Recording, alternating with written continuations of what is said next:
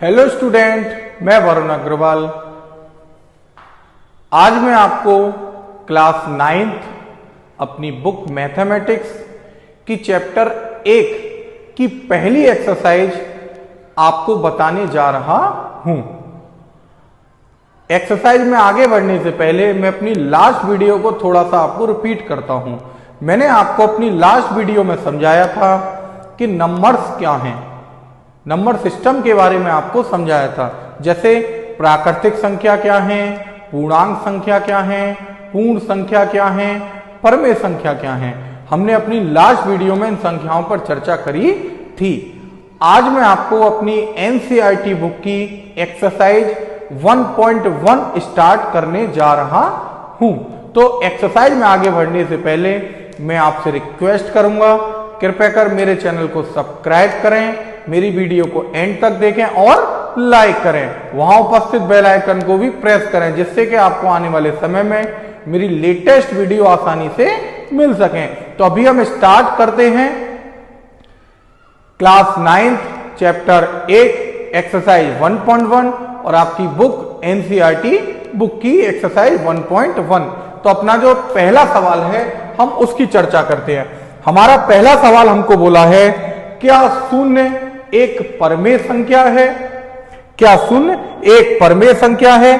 क्या इसे आप P अपॉन Q के रूप में लिख सकते हैं, जहां P और Q पूर्णांक हैं और Q नॉट इक्वल टू 0 है।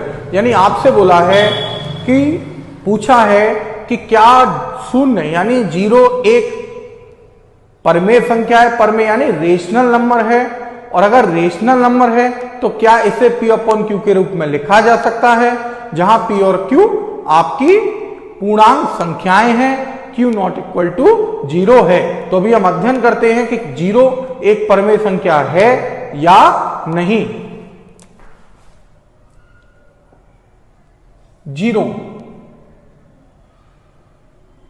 0 को हम बहुत सारी संख्याओं के रूप में बहुत सारे रूपों में लिख के दिखा सकते हैं। 0 को हम निम्न रूप में लिख सकते हैं। किस तरीके से लिख के दिखा सकते हैं? अगर 0 की बात करें,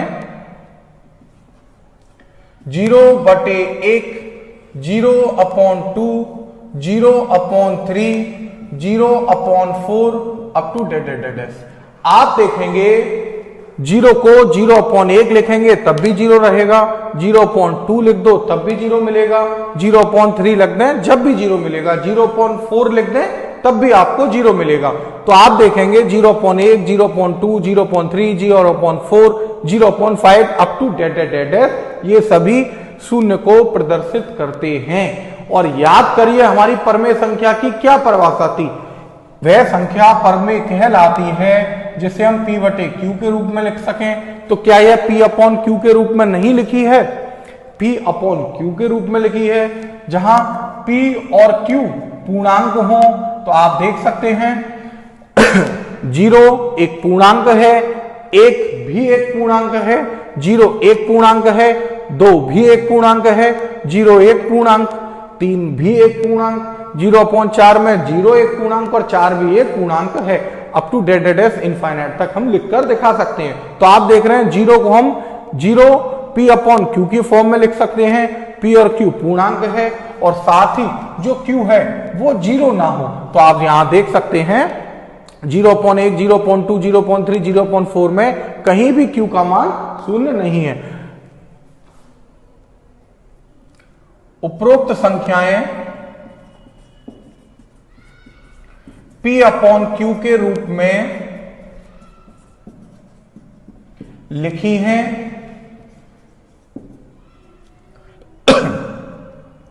जहां P तथा Q पूर्णांक को प्रदर्शित करते हैं। किसको प्रदर्शित करते हैं? पूर्णांक को प्रदर्शित करते हैं।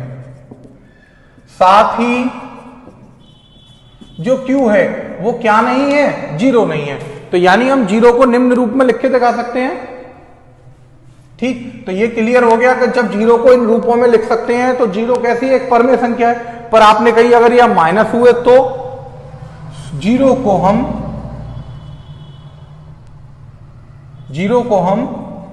अन्य निम्न रूप में भी लिख सकते हैं।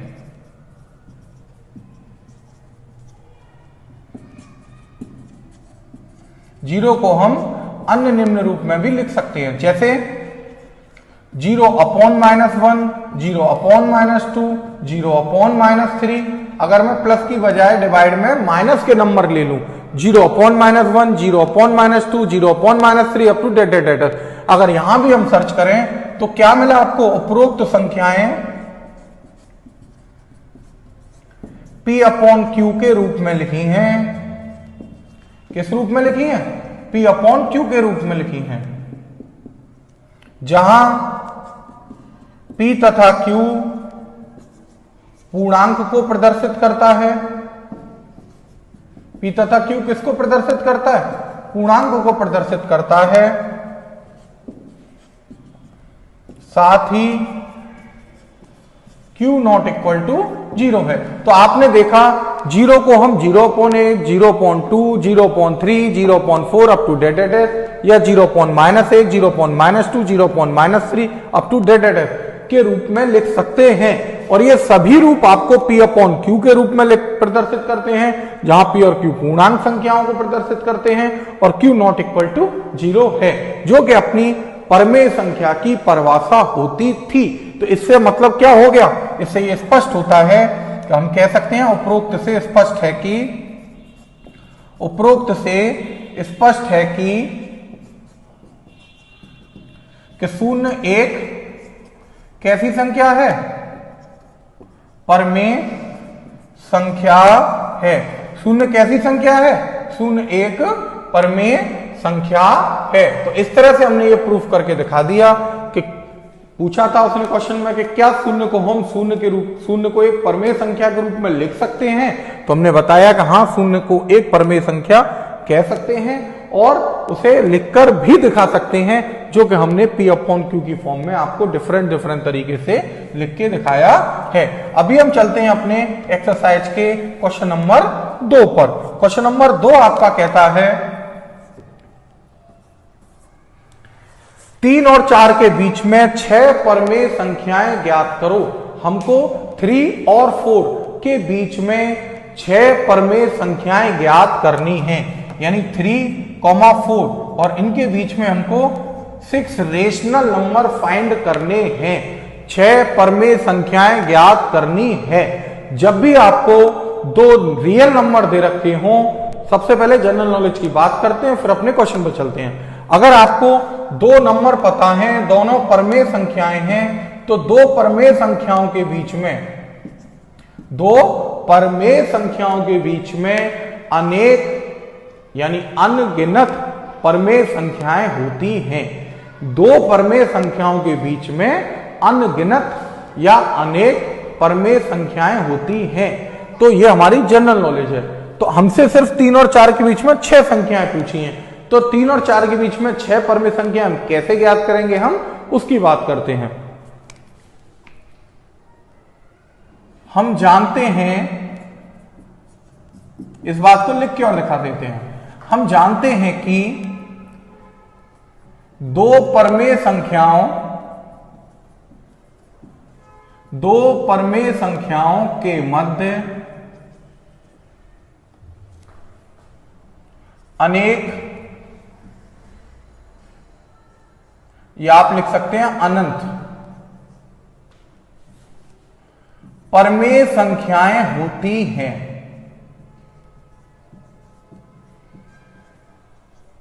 क्या बोला मैंने?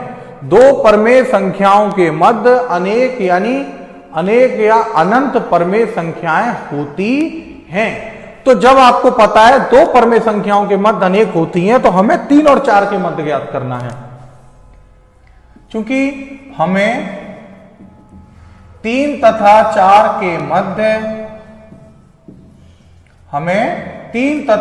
के मध्य 6 परमेय संख्याएं ज्ञात करनी हैं।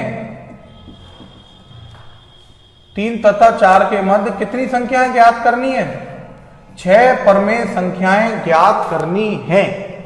तो देखिए, जब भी आपको दो नंबर्स के बीच में आपको रेशनल नंबर फाइंड करने हो तो ज्ञात करने के आपके पास दो विधियां।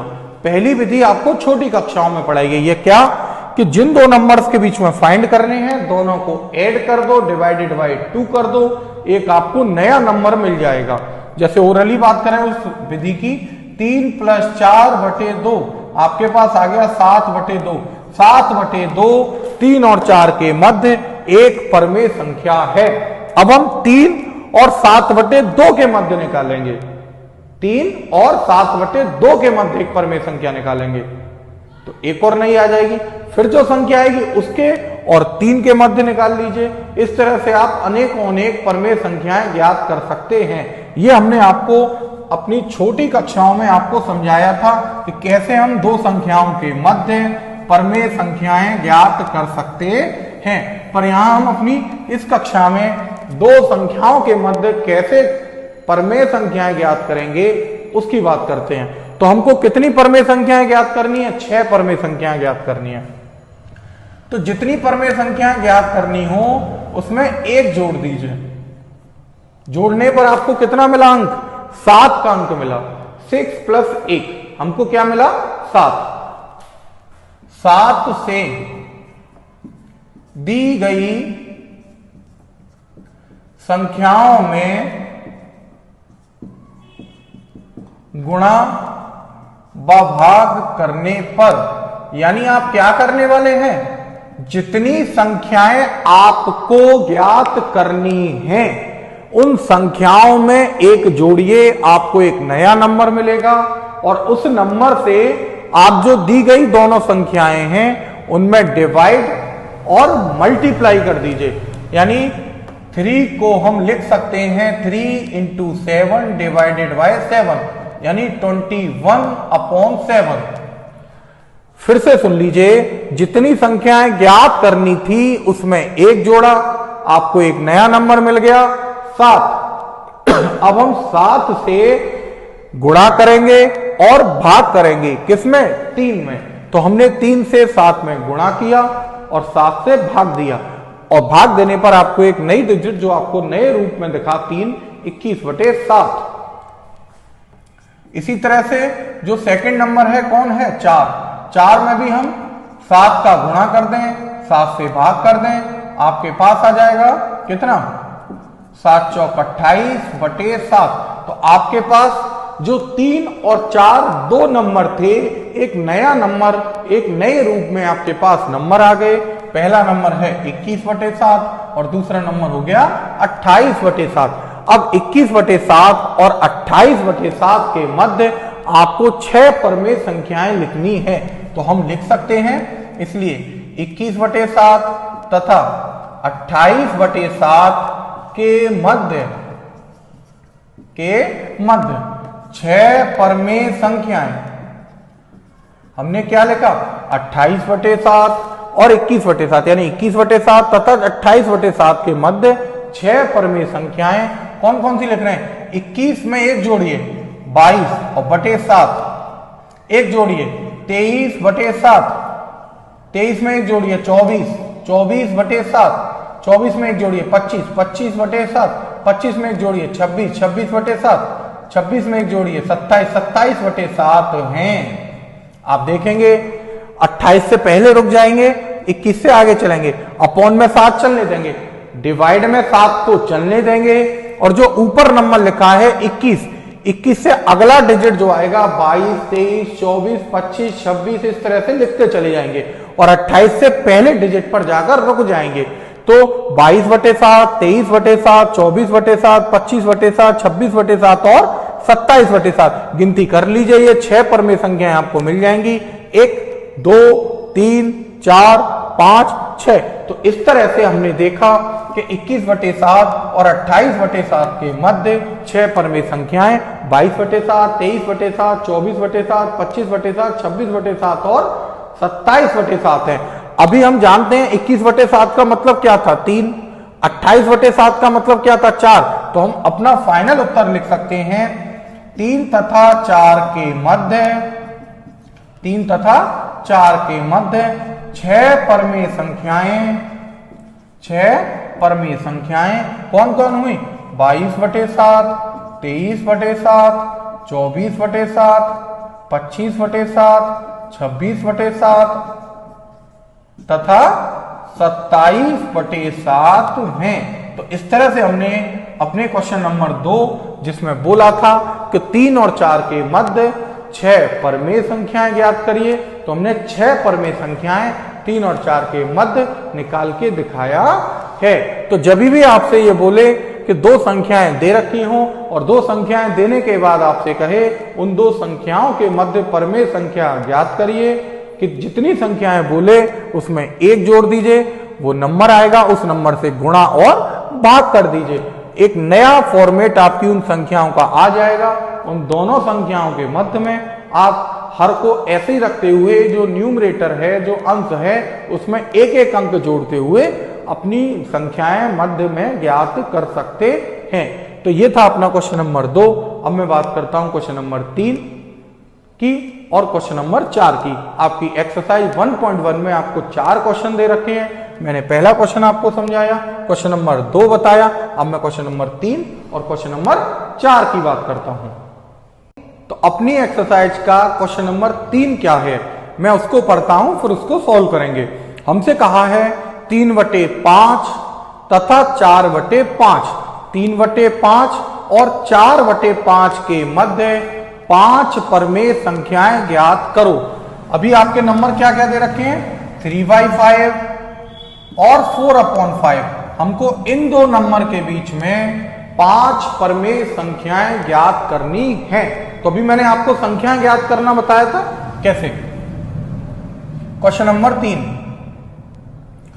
हमें 3/5 तथा 4/5 के मध्य 5 परमेय संख्याएं ज्ञात करनी है। कितनी संख्याएं ज्ञात करनी है? 5 परमेय संख्याएं ज्ञात करनी है। किस किस के मध्य? 3/5 और 4/5 के मध्य। अभी बताया था आपको, जितनी संख्याएं ज्ञात करनी हो उसमें आप अपनी ओर से 1 जोड़ दीजिए। तो 5 धन 1 आपके पास कितना आ जाएगा? 6। तो 6 से दी गई संख्याओं के, दी गई संख्याओं में गुणा व भाग करने पर हमने क्या लिखा? जितनी संख्या ज्ञात करनी थी आपको 5 में 1 जोड़ा आपके पास आ गया 6 से दी गई संख्या में गुणा व भाग करने पर। कहने का मतलब यह है, हमारी संख्या है 3/5, उसमें 6 से गुणा किया और 6 से भाग किया। गुणा करने पर आपके पास आता है 6 × 18 और भाग देंगे 6 × 5 = 30। यानी आपकी जो नई संख्या थी 3/5 वो बदलकर कितने रूप में आ गई? 18/30 पहुंच गई। तथा जो अगली संख्या थी 4/5, इसमें भी हमने 6 से गुणा किया और 6 से भाग किया और आपके पास जो नई संख्या आ गई वो कितनी आ गई? 24/30। यानी हमारी जो संख्याएं थी 3/5 और 4/5 वो बदलकर एक नए रूप में आ गई। पहली संख्या बनी 18/30 और दूसरी संख्या बनके तैयार हो गई 24/30। अब 18/30 और 24/30 के मध्य में हमको कितनी संख्या ज्ञात करनी है? 5। तो कैसे ज्ञात करने वाले हैं? इसलिए आप लिख सकते हैं 18/30 तथा 24/30 के मध्य 5 परमेय संख्याएं, 5 परमेय संख्याएं क्या क्या होंगी? ये जो 18 है उसमें 1 जोड़ दें, कितना आ जाएगा? 19। और डिवाइड को ऐसे रहने दें, यानी हर को अंश में 1 जोड़ते चलें, हर को ऐसे ही रखेंगे। तो 18 में 1 जोड़ेंगे 19/30, फिर 1 जोड़ें 19 और 1 20/30, फिर 1 जोड़ेंगे 21/30, फिर एक जोड़ेंगे अंत में 22, 22 बटे 30, फिर एक जोड़ेंगे 23, 23 बटे 30, फिर एक जोड़ेंगे तो आपके पास 24 बटे 30 आ जाएगा, जो कि आपका नंबर था उन दोनों के बीच में जिसमें पूछा था उसका एक नंबर आ जाएगा। तो हमारी 5 संख्याएं कौन कौन सी होंगी, आप गिनती कर सकते हैं, 5 आ गई होंगी, 1 2 3 4 5। तो 18 बटे 30 और 24 बटे 30 के मध्य जो 5 परमेय संख्याएं पूछी थी वो क्या क्या है, 19 बटे 30, 20 बटे 30, 21 बटे 30, 22 बटे 30, 23 बटे 30 हैं। तो फाइनली अपना उत्तर लिख सकते हो, क्योंकि 18 बटे 30 और 24 बटे 30 नहीं था सवाल में, हमारा सवाल था 3 बटे 5 और 4 बटे 5। तो 18 बटे 30 की जगह मैं लिख सकता हूं 3 बटे 5 और 24 बटे 30 की जगह लिख सकता हूं 4 बटे 5। तो हम लिख सकते हैं 3 बटे 5 तथा 4 बटे 5 के मध्य कितनी 5 परमेय संख्याएं, 5 परमेय संख्याएं कितनी हो गई, 19 बटे 30, 20 बटे 30, 21 बटे 30, 22 बटे 30 और 23 बटे 30 हैं। तो इस तरह से हमने अपना क्वेश्चन नंबर 3 की बात करी है। अब हम बात करते हैं अपने क्वेश्चन नंबर 4 की। क्वेश्चन नंबर 4 क्या कहता है, क्वेश्चन नंबर 4 आपका थ्योरेटिकल सवाल है। क्वेश्चन नंबर 4 कहता है नीचे दिए गए कथन सत्य हैं या असत्य हैं, उत्तर के साथ कारण के साथ अपने उत्तर दो। यानी हमें सत्य असत्य की बात करनी है और कारण भी बताना है कि क्यों सत्य है और क्यों असत्य है। जैसे उसने पहला क्वेश्चन बोला है प्रत्येक प्राकृतिक संख्या एक पूर्ण संख्या होती है। अपना चौथे का जो पहला क्वेश्चन है उसने बोला है प्रत्येक प्राकृतिक संख्या एक पूर्ण संख्या होती है। तो पहले प्राकृतिक संख्या क्या होती है हम उसको लिखते हैं। प्राकृतिक संख्या क्या है, प्राकृतिक संख्याएं मैंने आपको समझाया था अपनी लास्ट वीडियो में।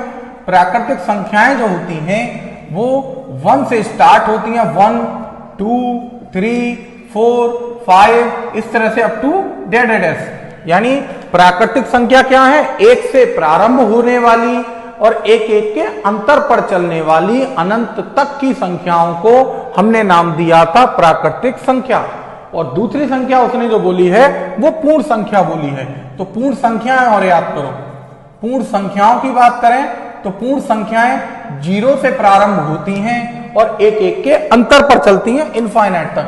0 1 2 3 4 5 इस तरह की सभी संख्याएं आपकी पूर्ण संख्याएं। प्राकृतिक संख्या और पूर्ण संख्या में अंतर बताया था। प्राकृतिक संख्याएं 1 से प्रारंभ होती हैं, 1 से प्रारंभ होती हैं, जबकि पूर्ण संख्याएं आपकी 0 से प्रारंभ होती हैं। तो अभी आप देख सकते हैं क्या प्रत्येक प्राकृतिक संख्या पूर्ण संख्या में उपस्थित नहीं है।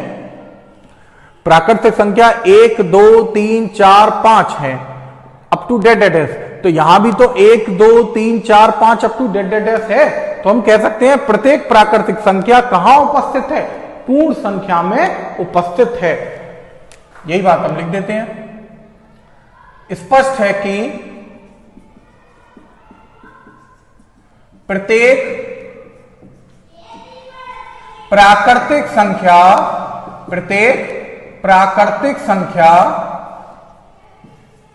पूर्ण संख्या के समुच्चय में उपस्थित है। प्रत्येक प्राकृतिक संख्या पूर्ण संख्या के समुच्चय, यानी ये समुच्चय जो ग्रुप बनाया है, सेट बनाया है, उसमें उपस्थित है। जब हर एक संख्या इसमें उपस्थित है तो इट मीन्स हम क्या कह सकते हैं कि प्रत्येक प्राकृतिक संख्या पूर्ण संख्या होती है। हम इसलिए लिख सकते हैं प्रत्येक प्राकृतिक संख्या को हम क्या भी कह सकते हैं, प्रत्येक प्राकृतिक संख्या पूर्ण संख्या होती है। अगर मैं उल्टा पूछूं आपसे, अगर मैं आपसे उल्टा पूछूं कि पूर्ण संख्या, प्रत्येक पूर्ण संख्या क्या प्राकृतिक संख्या होती है, तो आपका जवाब होगा नहीं। आपका जवाब होगा नहीं। क्यों? क्योंकि यहां स्पष्ट है कि पूर्ण संख्या का अंक 0 प्राकृतिक संख्या में उपस्थित नहीं है, क्योंकि पूर्ण संख्या का अंक 0 प्राकृतिक संख्या के समुच्चय में उपस्थित नहीं है, तो इसलिए प्रत्येक पूर्ण संख्या प्राकृतिक नहीं हो सकती, क्योंकि प्राकृतिक संख्या 1 से प्रारंभ होती है और जबकि पूर्ण संख्या 0 से प्रारंभ होता है। तो 0 पूर्ण संख्या में तो है परंतु प्राकृतिक में नहीं है, तो प्रत्येक पूर्ण संख्या प्राकृतिक नहीं है, परंतु प्रत्येक प्राकृतिक संख्या पूर्ण संख्या होती है। तो यह था अपना पहला पार्ट, अपने क्वेश्चन नंबर 4 का पहला पार्ट। अब हम बात करते हैं अपने सेकंड पार्ट। सेकंड पार्ट में उसने बोला है प्रत्येक पूर्णांक एक पूर्ण संख्या होती है, प्रत्येक पूर्णांक एक पूर्ण संख्या होती है, हमें यह बताना है प्रत्येक पूर्णांक संख्या एक पूर्ण संख्या होती है। तो पहले हम पूर्णांक संख्या को लिखेंगे। पूर्णांक संख्या क्या बताई थी, याद करिए आपको। पूर्णांक संख्या बताई थी 0 plus minus 1 plus minus 2 plus minus 3 up to date, यानी 0 के दाहिनी ओर चले तो जो अंक मिलेंगे 1 2 3 4, और 0 के लेफ्ट साइड चले यानी बाईं ओर चले ऋण 1 ऋण 2 ऋण 3, इन सभी अंकों को 0 के साथ अगर रख दें तो जो समुच्चय हमें प्राप्त होगा उसको हम पूर्णांक संख्या कहते थे। जबकि पूर्ण संख्या क्या है, पूर्ण संख्या का समुच्चय भी मैंने ऊपर लिखा है, एक बार फिर लिख देता हूं। पूर्ण संख्याओं का समुच्चय है 0 1 2 3 4 5 अप टू डेट। अभी आपसे पूछा है क्या प्रत्येक पूर्णांक संख्या पूर्ण संख्या होती है, तो क्या दिख रहा है आपको, तो प्रत्येक पूर्णांक संख्या पूर्ण संख्या नहीं है। क्यों? क्योंकि आप देखेंगे सभी ऋणात्मक संख्याएं -1 -2 -3 -4 अप टू डेट पूर्ण संख्याओं में उपस्थित नहीं है। धनात्मक संख्याएं तो उपस्थित हैं, धन का 1 धन का 2 धन का 3 धन का 4, यानी +1 +2 +3, ये सब तो पूर्ण संख्याओं में उपस्थित है, 0 भी उपस्थित है, परंतु ऋणात्मक संख्या यहां उपस्थित नहीं है। इसी बात को हम लिख सकते हैं। स्पष्ट है कि ऋणात्मक पूर्णांक संख्याएं, ऋणात्मक पूर्णांक संख्याएं पूर्ण संख्याओं के समुच्चय में उपस्थित नहीं है।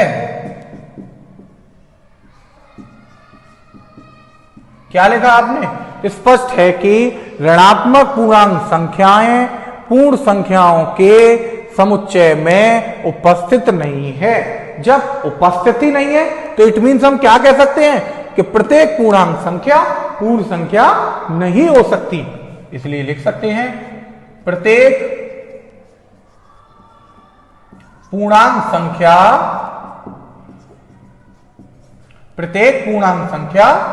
पूर्ण संख्या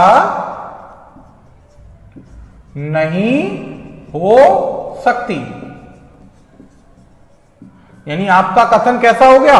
असत्य हो गया। आपसे पूछा था ना सत्य है क्या असत्य है, क्योंकि नहीं हो सकती, जबकि उसने क्या बोला था प्रत्येक पूर्णांक संख्या पूर्ण संख्या हो सकती है, तो आपका कथन असत्य हो गया, क्योंकि प्रत्येक पूर्णांक संख्या पूर्ण संख्या नहीं हो सकती। आपका ये क्या हो गया आंसर। अगर इसने उल्टा पूछा होता, यानी ये पूछता प्रत्येक पूर्ण संख्या क्या पूर्णांक संख्या हो सकती है, तो क्या होता? आप देखिए 0 1 2 3 4 5 ये सभी संख्याएं अप टू डेट अनंत तक हमारी पूर्णांक संख्याओं में उपस्थित हैं। तो इसका मतलब प्रत्येक पूर्ण संख्या पूर्णांक संख्या हो सकती है, परंतु प्रत्येक पूर्णांक संख्या पूर्ण संख्या नहीं हो सकती है। तो ये था अपना चौथे का अपना सेकंड क्वेश्चन। अभी बात करते हैं अपने थर्ड क्वेश्चन की। अपना थर्ड क्वेश्चन है प्रत्येक परमेय संख्या एक पूर्ण संख्या होती है। हमें बताना है प्रत्येक परमेय संख्या क्या होती है? एक पूर्ण संख्या होती है। क्या सही है या गलत है? तो पूर्ण संख्या क्या है? पूर्ण संख्या की बात करें तो 0, 1, 2, 3, 4 इस तरह की संख्या क्या है आपकी? पूर्ण संख्या है। उसने बोला है प्रत्येक परमेय संख्या। अब परमेय संख्याओं का समुच्चय क्या होता था? परमेय संख्याएं जो होती थी वो क्या होती थी? परमेय संख्याएं को P/Q के रूप में लिख सकते हैं।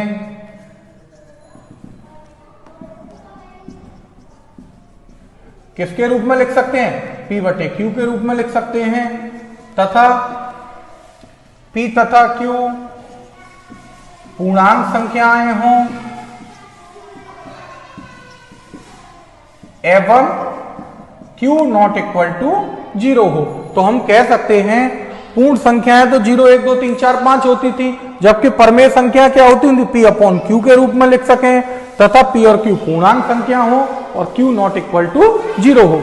अभी एक एग्जाम्पल लूं, जैसे मैंने लिखा 1/2। 1/2 एक कैसी संख्या है? परमेय संख्या है। कैसे पता चला 1/2? एक एग्जाम्पल ले लेते हैं, एग्जाम्पल से क्लियर करते हैं। 1/2 एक परमेय संख्या है। क्यों? क्योंकि P/Q के रूप में लिखी है। P/Q के साथ साथ P और Q यानी यहां P बराबर 1 और Q बराबर 2 है, जो कि पूर्णांक संख्याएं हैं। और Q नॉट इक्वल टू 0 हो तो 2 नॉट इक्वल टू 0 है। तो आप देख रहे हैं 1/2 एक परमेय संख्या है। अब बात करें क्या 1/2 एक पूर्ण संख्या है? तो 1/2 एक पूर्ण संख्या नहीं है, क्योंकि पूर्ण संख्या में पूर्ण अंक आते हैं, भिन्नात्मक रूप में नहीं आते, जबकि यह एक भिन्नात्मक रूप में है। तो इससे क्या स्पष्ट होता है? चूंकि 1/2 एक परमेय संख्या है, जबकि 1/2 एक पूर्ण संख्या नहीं है। और जब पूर्ण संख्या नहीं है तो क्या मतलब हुआ? हमसे बोला था क्या प्रत्येक परमेय संख्या पूर्ण संख्या होती है? तो हमने देखा, एक उदाहरण ही देखा कि 1/2 परमेय संख्या तो है परंतु पूर्ण संख्या नहीं है। जब 1/2 परमेय संख्या है, पूर्ण संख्या नहीं है, तो हम हर एक परमेय संख्या के बारे में कैसे कह सकते हैं कि वह पूर्ण होगी? एक ही उदाहरण से स्पष्ट है कि क्या स्पष्ट है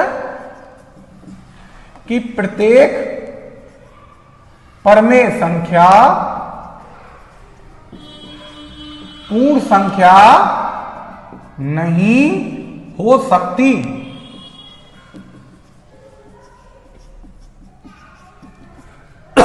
हमने एक उदाहरण से देखा कि एक उदाहरण लिया 1/2 जो कि परमेय संख्या है परंतु पूर्ण संख्या नहीं है। तो क्या स्पष्ट हुआ? जब एक एग्जाम्पल ही फेल हो गया तो बाकी के और एग्जाम्पलों की बात करने की आवश्यकता नहीं है कि प्रत्येक परमेय संख्या, हर एक परमेय संख्या के बारे में बोला था तो हर एक परमेय संख्या पूर्ण संख्या नहीं हो सकती, जबकि उसने बोला था प्रत्येक परमेय संख्या पूर्ण संख्या होती है। तो क्या कथन सत्य है? आपका कथन असत्य है और उसका कारण हमने लिख के दिखा दिया। इस तरह से अपना ये क्वेश्चन नंबर 3 कंप्लीट होता है। तो हमने देखा आज अपनी इस एक्सरसाइज में exercise chapter 9 class 9 chapter 1 exercise 1.1 NCERT book की मैंने आपको कंप्लीट कराई है।